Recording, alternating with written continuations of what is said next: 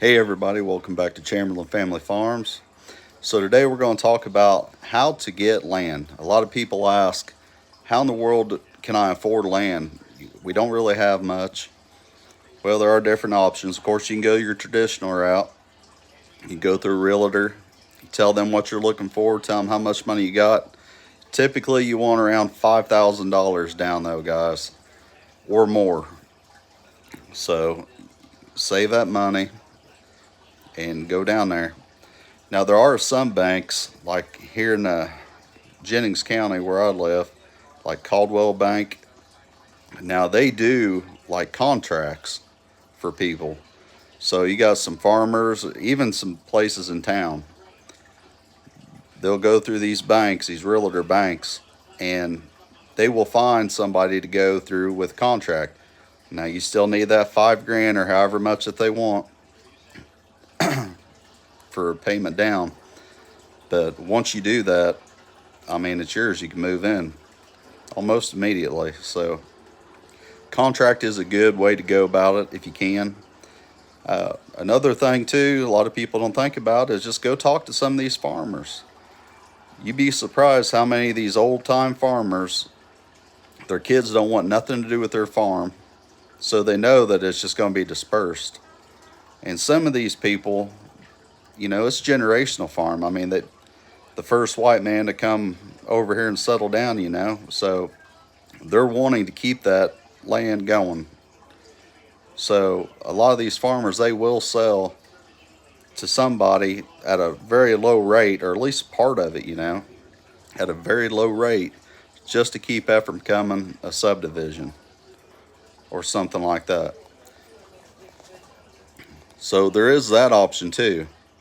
And it don't hurt. You need to get out there and talk to your local farmers anyway, because they can teach you a lot. And it's good to know everybody around anyhow. A lot of people, they just go off Facebook and YouTube and everything. That's how they know people, which they don't really know them. So get out there and do some talking. And there is another option.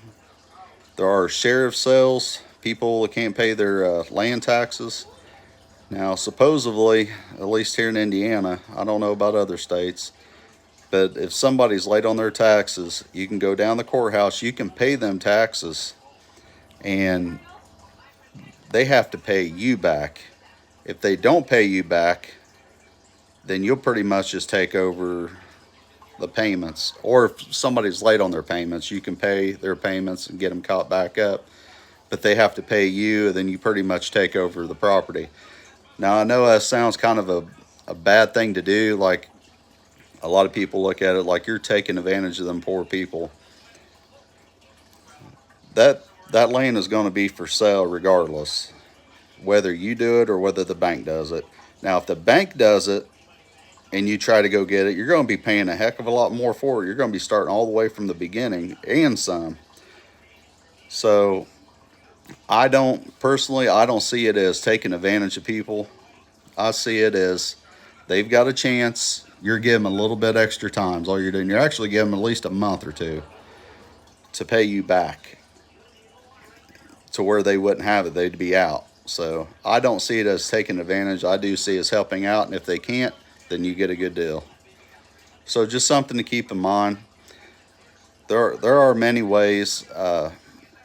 If you got family relatives, like you're going to inherit, you're going to inherit it, they can actually go ahead and put you on that deed. That is an option as well. A lot of people don't have that opportunity anymore, but that is an option. You go work for a farmer and make some kind of deal down the road, because like I said, a lot of these farmers' kids don't want nothing to do. Some don't even have kids at all. They don't have nobody to pass it down to. So you go help these farmers out, and sometimes they'll cut you in. They're not really giving it to you, you're working for it. But there are all kinds of options, guys. And you'd be surprised how many farmers love the idea that the next generation is taking an interest in it.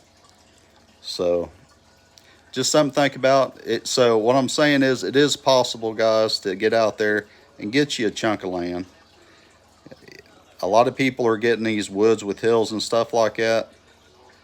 if you, I'm not knocking that. You can farm about anywhere, but you got to be careful with erosion and tearing up the land.